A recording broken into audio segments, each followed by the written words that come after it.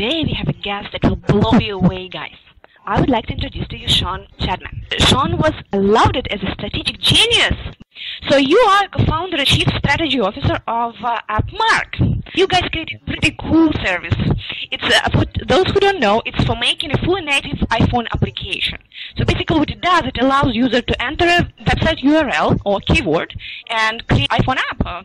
Actually, everything in under 30 seconds, right? So very cool. Now we want to know about your baby and how and why it was conceived. Well, it's kind of funny, like the way it all started. I remember January 4th when we went with the big release, the launch. Weeks before that, we would tell people what we were doing, VCs and other people, and the first thing it says, no one's going to want to do it. How many people in the world are going to want to make an app?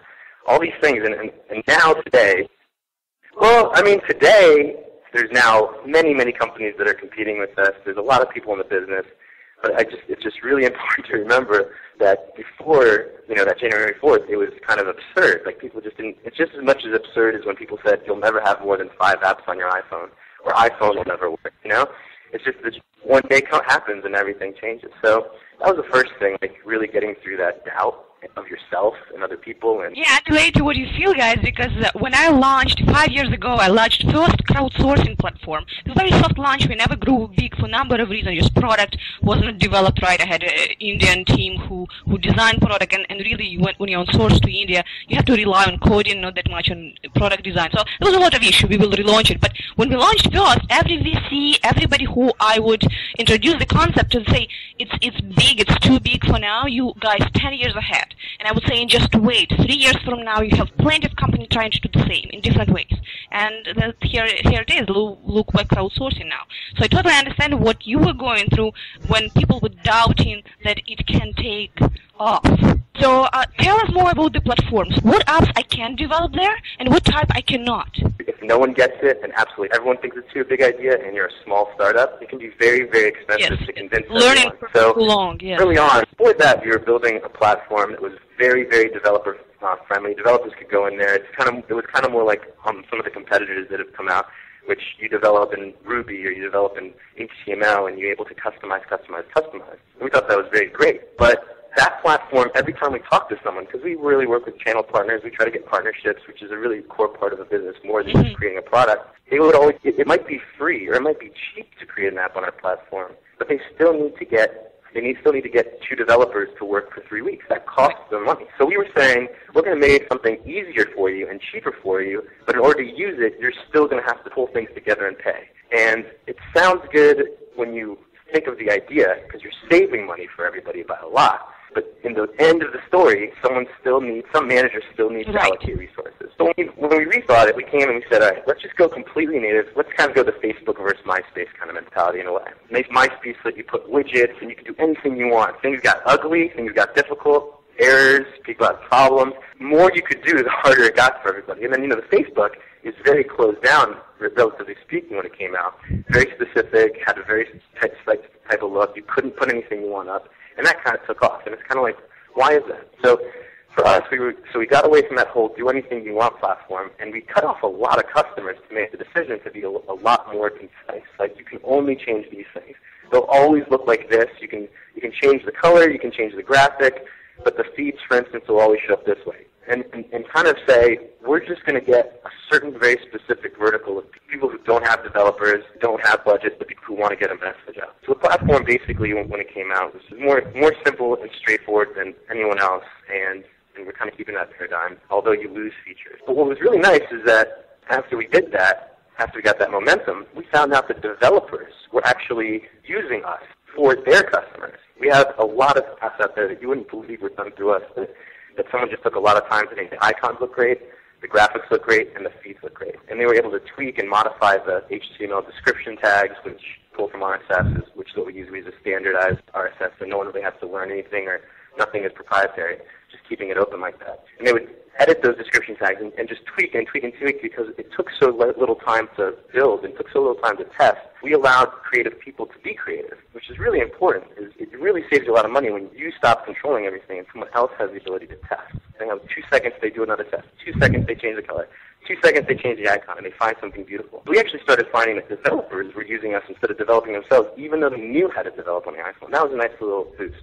And then after we started getting that momentum, then we started looking at, okay, what features can we add? Without doing feature creep, without just saying, one guy asked for a blog, therefore we're going to take the time to build a blog, we are slowly putting features in. A lot like iPhone is slowly putting in things like, background processes in the iPhone OS 4.0. They kind of trickle in features because we just want to make sure that things are managed and handled and given to the customer base with some knowledge. So now we have a lot of experience working with users, a lot of experience with customers. We have a nice forum.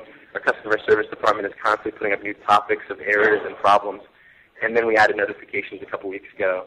We added free, so now AppMaker you can build self-publish totally for free as many times as you want forever, no obligation. We can go even further. And we're getting GeoRSS next week, and just giving people more features one at a time instead of overdoing Very cool. If I created an app, how would you recommend them to market the apps? Do you guys provide any facilities to promote them? Well, what we do is we make it easy to build an app, but we don't have any ability to make sure that Apple accepts the application. So Apple is very strict at what they really want to get through the store, which is another reason why we went for the self-publish and free, to decrease the amount of middleman that happens between Apple and you.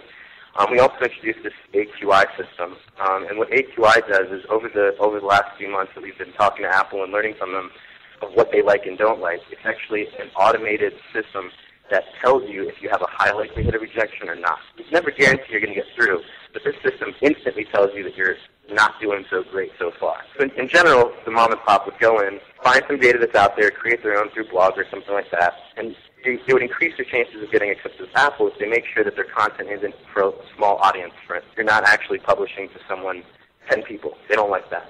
So providing information on general that's a higher level, for instance, if you're a hardware store, you would say, this is the sales that are coming up on our hardware store. We also have a tab that tells you how to do daily fixes around your house. We also have a tab that shows you videos that walk you through how to use some of the tools that we sell that help you fix the house. So it's basically filling that app with content that's very pertinent on more levels and a wider scope than just one person or 10 people or 100 people. They like that. And the next step would be going through graphics. You can either create your own graphics, get a designer to create graphics for you. Maybe look at a forum post where a bunch of graphic artists kind of submit the fact that you can go to them for 99 bucks and they'll give you a bunch of graphics and stuff like that, and just making your app look really good. Very cool. Sean, so if I'm a marketer, is it on corporate side or an agency, how can I benefit from AppMaker? What people have done and what they do is they figure out what type of information they want to provide to their customer. Clorox would say, we're about to do a campaign that shows people where they can buy Clorox. They can do and say, here's some videos, like I said before, here are some videos that show you ways to use Clorox, and here's it. And we have advertising actually with our monetize tab. You can post things with AdMob or with Make Your Own, which you actually put a little banner of your own to open, and they can use that to further promote. For instance, put coupons in their app that they can open, or have a video play. There's things that are going on right now where people are putting like very rich HTML5 pages together that allow people to play games. Agencies and companies alike like to put in something that lets you interact. For instance, shake the Clorox bleach bottles and see if you can win a prize. Those types of things. And that can all be done through AppMaker.